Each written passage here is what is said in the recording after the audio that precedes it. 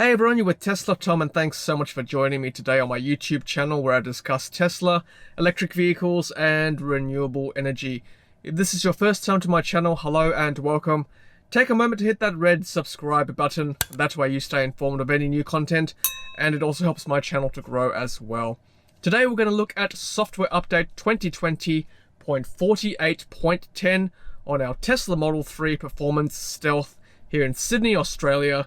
We're going to do that and much more right after this.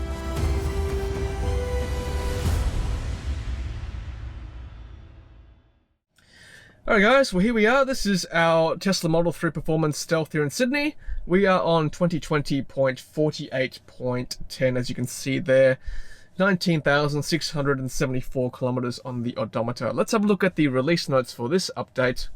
A couple of major things that have improved for this update: text messaging improvements. Consecutive messages from the same sender will now be displayed and dictated together for an improved viewing and listening experience. To view conversations, open the application launcher and tap Call Messages. You can also now double press the right scroll wheel button to easily dismiss an incoming text message or re-record an outgoing text message. As usual, to enable text messaging, tap the Bluetooth icon on the top of the display and enable sync messages. Note, due to the limitations of Bluetooth support from your device, you will not be able to send group messages. Alright, so this morning I enabled the text messaging service for this car. So what you have to do is click on the Bluetooth icon right there in the top left corner, and you just click on sync messages to enable that function. Now, this is actually the first time I've enabled messages on this car, because primarily this is Joy's car, my wife's car, so I don't generally have it enabled. So I did that for the first time, and I must say it didn't work the first time. I had to actually reset my phone, reset the Bluetooth connection with the car, forgot the device, my phone, on this car, and a couple of times doing that, and I finally eventually got text messaging to work. It must be something to do with clearing the cache or something like that. For both the car and the phone. So let's test that right now. I'm going to close that menu. I've got my son's phone here with me. Alright, I'm going to send a message from my son to myself with his phone.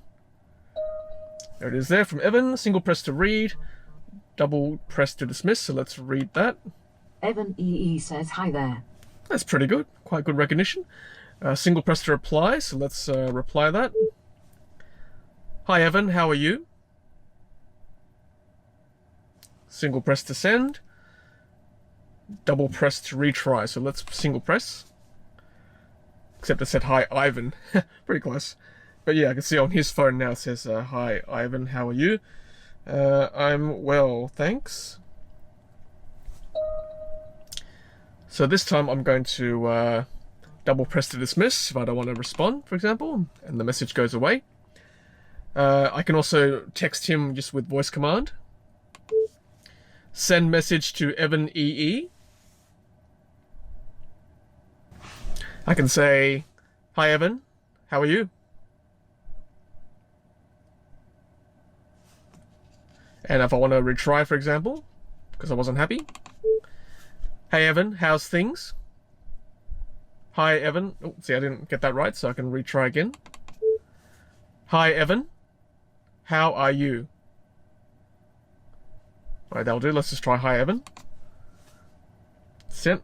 I've got the message again. So you can also look at the text history by going to that button and pressing call, and then going to messages there. You could select the person you want to have a look at the history with. There it is right there. There is the message history with that person. So there you go. That's pretty good. You can actually message when you're on the road, when you're driving, without having to touch the phone. It's not always perfect, as you saw, but you know, it's pretty good either way. All right, so that's text messaging. There's also improvements to Trax. Let's read Trax version 0.2. Trax is now redesigned to help you create audio masterpieces with just a few taps. Quickly preview and mix sounds with a new drum machine and instrument selector, or use new tools and volume controls to reorder, loop, and mix tracks. To access, open the application launcher and tap Toybox Trax Let's Jam. So let's click that one, Toybox, And we scroll to Trax. Now, I don't often play with this, so I don't get enough time in the car to actually mix a track. But I had to play with it this morning. It's pretty cool. There's a few more instruments there to please your musical heart's content. So let's have a look. So yeah, I mean, look, I just from memory from the last time I had a look at this, you could now, there's so many more instruments now, which is pretty good. So I won't play with it today, and I won't bore you with my musical creation, but yeah, it certainly is something to while away the time if you're supercharging and you want to create a track. So that is Trax. And the last thing for this update is Sentry Mode improvements. Sentry Mode footage of the last panic event will now be saved to onboard memory. To view or save this clip, plug in a USB device, launch the dashcam viewer, and tap the save icon on the bottom right corner of the screen. Now, I won't test this today, but it's good to know now that if you don't have a USB stick or a SSD drive in your car, then if there's an event, you can now, safely have that stored on the onboard memory, and then plug in a stick or an SSD, and then it'll save that clip for you. But I do strongly recommend at this stage, guys, if you do have a Tesla and you have this ability to have a USB or an SSD, always have that active, because you never know when you might run into trouble on the road, or if you're parked in a car park somewhere away from home. And but it is a nice fail-safe, this, but I wouldn't rely on this. I certainly would always have a USB handy to save any events. And you'll know that your USB is working because you'll have this red icon here on your dash cam, and that means that it's working fine. So always check that, always monitor that from time to time. And of course, this last update has, of course, the usual minor improvements and bug fixes. Well, that is the release notes for software update 2020.48.10. I guess there's one more thing to do, which is to go out and go for a quick drive. See you very shortly.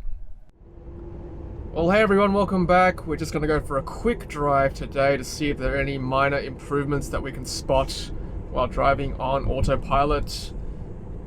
Just up here in the forest area of the northern beaches. And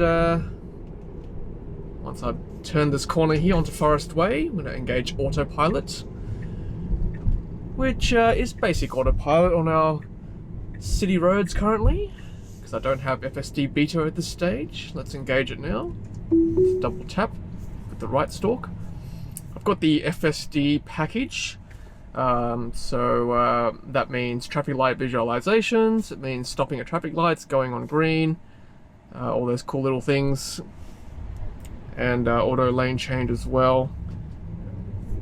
Do a mini autopilot challenge today on this road. Should take us about 10 minutes or so to get up to Monavale Road. We'll do a little quick drive on that as well. Yeah, so no FSD beta yet for us in Australia. I don't think, realistically speaking, we'll be getting it before Christmas. Seems unlikely. We'll just see what follow I'm on. I'm on number 3, so I'll bring it back to number 1, which is good for Sydney driving. Got to stay nice and close to the car ahead of you. Yeah, a little bit wonky there again. There was quite a large intersection I should say. So when the lane markings disappear, that's when the car gets a bit worried. It does try to engage the line of best fit. So across a large intersection, it'll see quite far ahead and try and match where the lane should be, even though it's not marked. So currently we've got go on green. So when the green light happens and you're not the first car, then the car should proceed by itself. It's still a little bit slow off the mark, I've got to say, which I'm not too happy with. It'd be nice if it was just a little bit quicker. And just crossing this intersection again a little bit wonky. You saw the lines wobble back and forward there. Reading speed signs nicely again, which is good.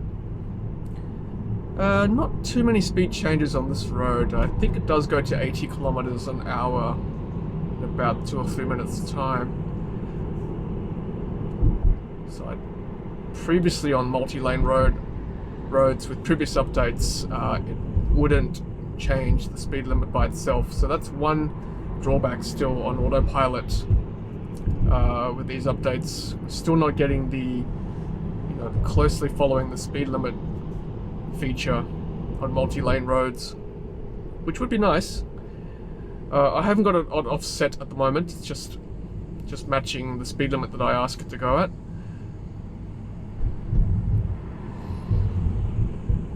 A little bit of traffic today. I think it's sort of getting close to Christmas. People are out and about doing their shopping and things. Lane markings are quite good on this intersection, so it should follow it pretty well. Of course, guys, it's always on beta, so hands on the wheel, eyes on the road. My usual disclaimer, because you never know what might happen. Let's see which lane it picks. Yep, picks the middle lane nicely. Very good. I'll put the rear cameras on for you so you can see what's going on right there. These two are the side repeaters. That is the main rear camera. Let's see what it does here. This car next to me doesn't know what it's doing. Kind of. Oh, it does. Yep. Okay. It's a bit confused there, but it's just a concern. I'm always worried about those cars that do that. Whether they're going to duck back into your lane or what. It's all good. All right. So again, not the first car. About 6 or 7 cars ahead of us. It should take off by itself, and it does. When I say take off, it's not really taking off, it's sort of slowly moving forward. Alright, here's our first speed limit change to 80. Let's see what it does.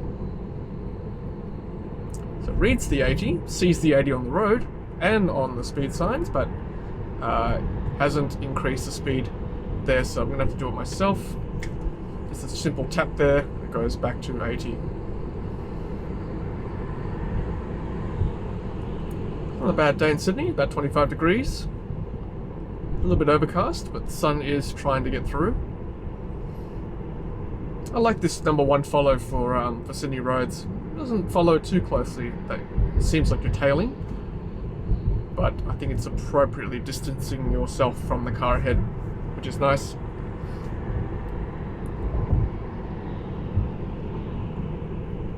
We look at these 3 cameras here. I think that's the best camera, like the best definition and quality. These ones are not so good. The color grading is not so great.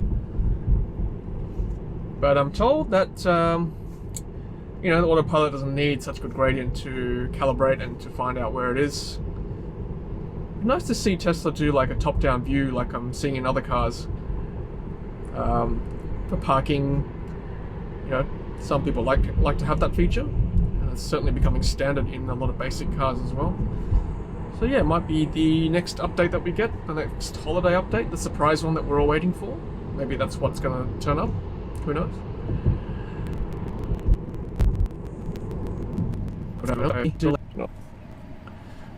Yeah, so that was interesting. The car there behind me was trying to merge into the road.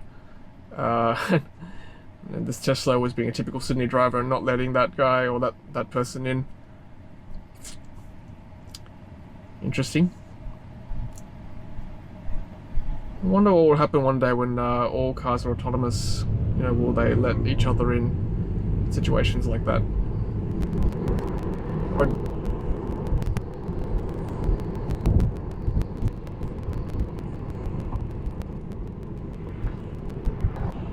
Well, that was a pretty easy, gentle test.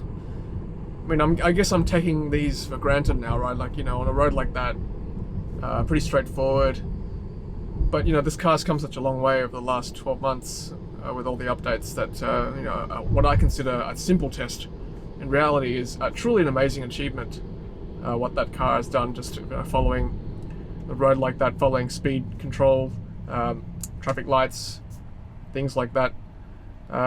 Speed limits, that's pretty good. And what I'll do is just quickly get on this road, and then that'll be it for this test. This is a 90km/h road here, and bear in mind this car is not able to turn corners at this stage. It's just on normal normal autopilot. So yeah, so I have to disengage there because it's just too dangerous there. And let's engage again on 80km/h, and it should read the 90 sign. Let's go back to the left lane here to show you an auto lane change for those who haven't seen it before. go. I'm not doing anything, it's just changing itself. And I'm going to push 90 there. And guys, so that's it. That's pretty much today's test. Just on a nice, pretty smooth sailing at this stage. Alright guys, well I hope you enjoyed that video on 2020.48.10 for our Tesla Model 3 Performance Stealth here in Sydney, Australia. And if you enjoyed the video, please give it a like. I'd really appreciate that. And of course, subscribe if you haven't done so already yet. And have you found any Easter eggs or any hidden features on this update that I haven't picked up? I'd love to hear from you. If you have, please leave a comment below, or for anything else for that matter. I'd love to hear from you. Stay safe, and until the next one, take care of yourselves, and as always, happy charging.